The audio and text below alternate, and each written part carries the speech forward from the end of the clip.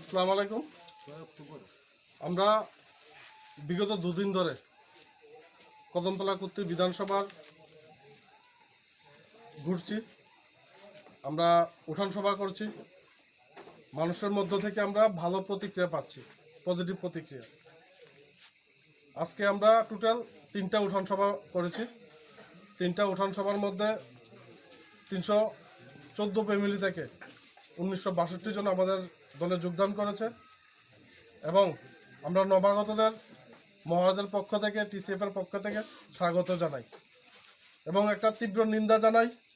নিন্দাটা হলো, আজকে এই বিধানসভার মাননীয় বিধায়ক যিনি, ওই মাননীয় বিধায়ক বলেছে যে কদমতলা কর্তৃতে যে ঘটনাটা হয়েছে সেই ঘটনাটা যারা তীব্রামথা করে বা যারা তীব্রামথা যোগদান করছে তারা নাকি করেছে। মাননীয় বিধায়ক, আপনাকে বলছি, আপনি এই এলাকার অভিভাবক, আপনার থেকে আমরা এইসব বক্তব্য আশা করি না। আপনি আপনার কাজে মনোযোগ দিন, আপনি আপনার চীনের দালালি চীনে গিয়ে করুন। এটা তীব্রামথা পার্টি, আপনার এই বক্তব্যকে আমরা খণ্ডিত করছি। আপনি এই বক্তব্যের জন্য ক্ষমা চান কদমতলা কর্তৃবাসীর কাছে।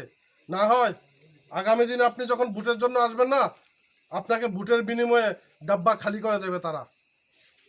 এই কথা বলে আজকের যে আমাদের যোগদান সভা এখানে সমাপ্তি করেছি। আসসালামু আলাইকুম।